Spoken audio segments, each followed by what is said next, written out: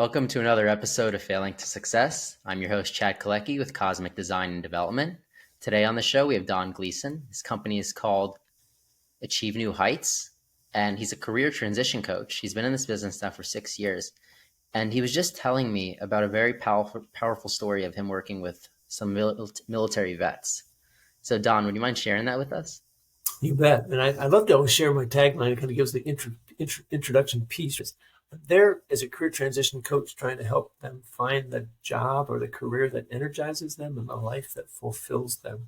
What I found is this, doing the research, working with military. I'm a 27-year Air Force veteran, ended up retiring as colonel, and I took care of a lot of my people. And so when I see them struggling with a different area, I still want to try to fix it. And 22 military and veterans are committing suicide every day. Now, there's just, some people say 17, some people say 27, but it's somewhere in that area without getting locked into the number. And that's way too many.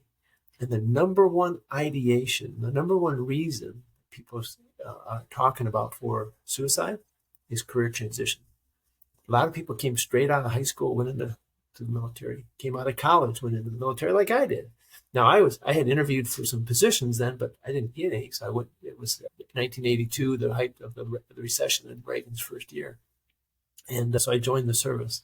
And I was going to be 4 years period, and I was going to get out and have a real job, as they say. But I stayed for 27 because I just loved what I was doing. But when I retired in 2009, I felt that same peace. A lot of military and veterans feel that they're alone in the process and that they're unique.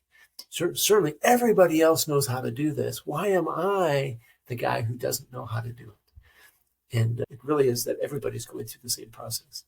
So what I do is work with them to make sure that they don't feel alone and that help them through the process. So are you teaching them what it's like to go on a real interview, what it's like to kind of have these experiences? I do. I have a 3-phase kind of focus. One is figuring out what you want to do next. Most of them, military told them what they were going to do based upon what they call the ASVAB, the Armed Forces Vocational Aptitude Battery. And it takes a whole series of questions that gives them the propensity of what they're good at, right? Skills, interest, all that kind of stuff. So they put them in a job based upon the needs of the military. It may or may not be what they really like to do, but they did it because they serve the greater need. So what do you want to do now that you're getting out?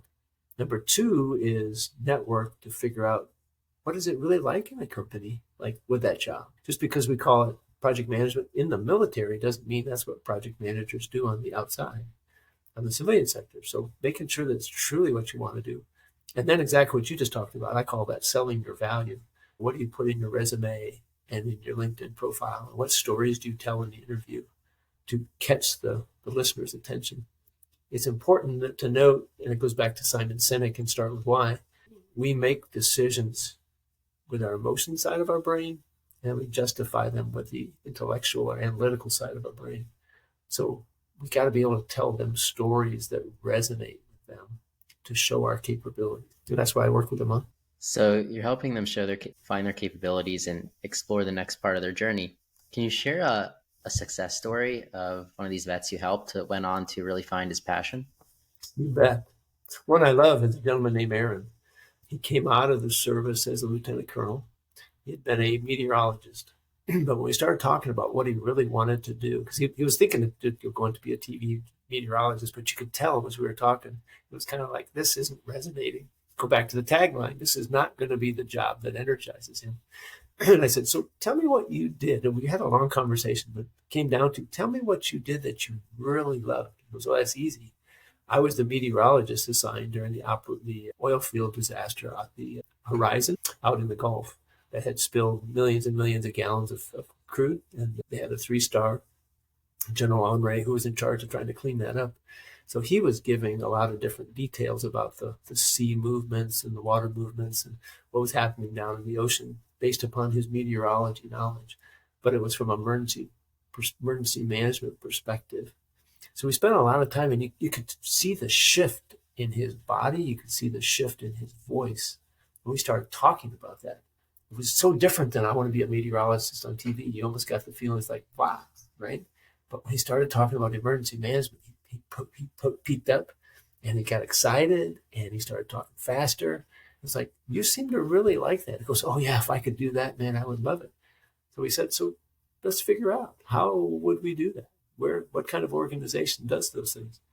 Well, it took him from the time he finally got accepted to get started as a GS-14 in the Department of Homeland Security last year. It took about 4 months because they were continuing to negotiate, get to the right level and get him in the system and stuff.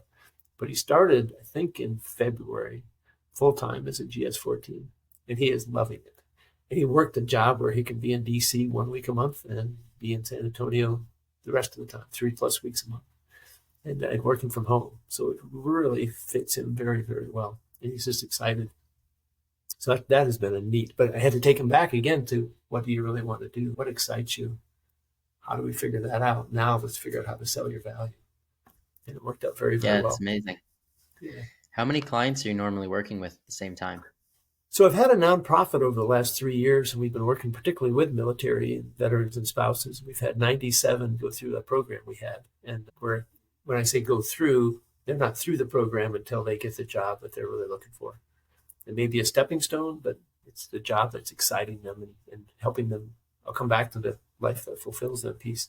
So 97, and we had another 57 that were in the program and working through. And I worked with other people through other programs. So I've probably definitely about 112 people in the last 3 years helped to get through that process. Yeah, this work seems very rewarding. Oh, it is. It is. I was just at a conference this week called the Society of American Military Engineers, the Joint Engineer Training Conference, SAME, JETSI. And I had several people walk up to me and say, hey, I just want to, I remember your name. I see the face. I haven't closed the loop with you. You helped me. One person was 12 months, one was 15, one was 18.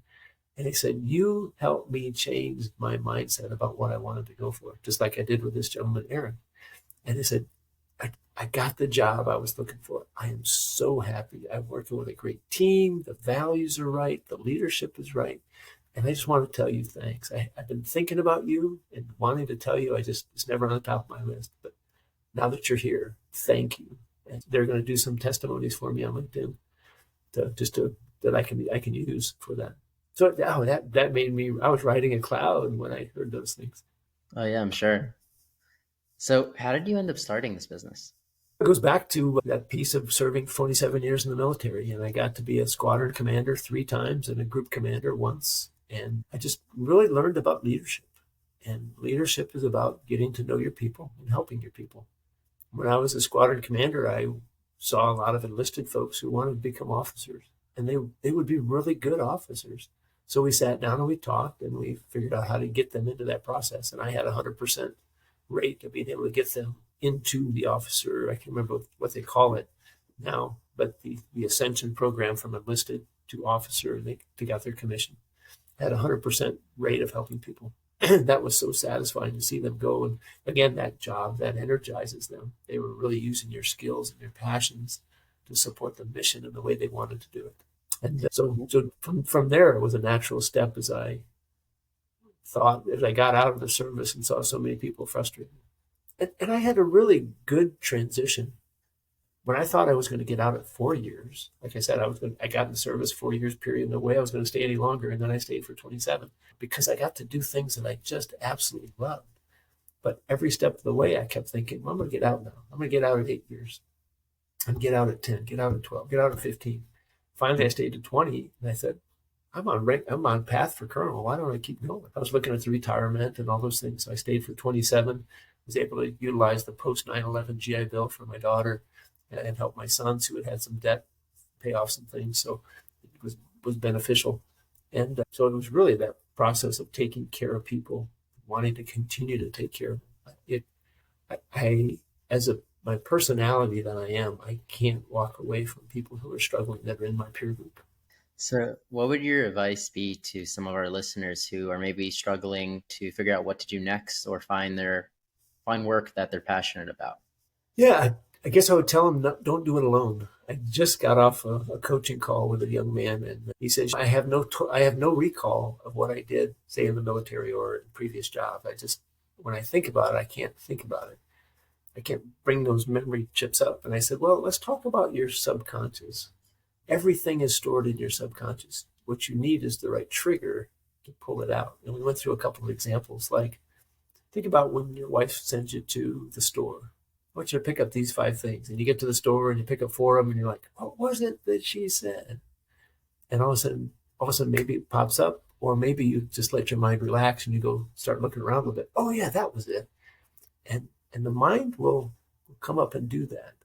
So what we just did was, let's talk about this particular job you had. What was the real problem that you faced? It took us about 5 minutes, but we were able to recall almost enough stuff of what was the situation that the organization was struggling with, what was the cost of that situation, what was the solution he brought forward, how did that impact the mission of the organization. We used the STAR method: situation, task, action, result. In 5 minutes, we took that bullet, built one out that now tells that emotional story that will resonate with a hiring authority, a recruiter or a hiring authority, so that they see that they're qualified. But before then, he couldn't think of that recall. So we have to train ourselves to pull that out, or rely on somebody else, like a coach like me, to have the right questions to help them, the trigger to pull that information out. So that's why I say, don't do it alone.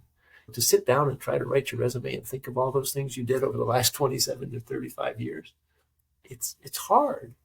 But if you have the right person helping you, it can work through fairly well. So, Don, if our listeners wanted to reach out to you for your services or just to learn more, how could they do so?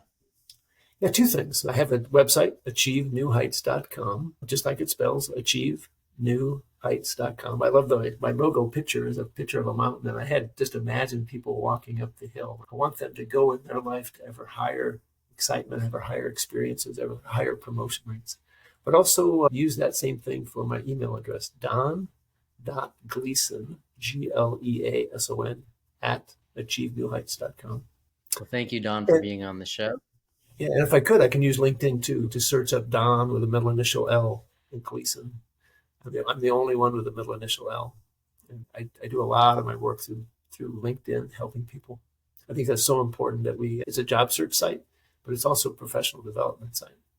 And it's really a good platform. Well, thanks, Don, and thank you, everybody, for listening to another episode of Failing to Success. I'm your host, Chad Kaleky with Cosmic Design and Development. Make sure to like, comment, and subscribe, and we'll see you next time.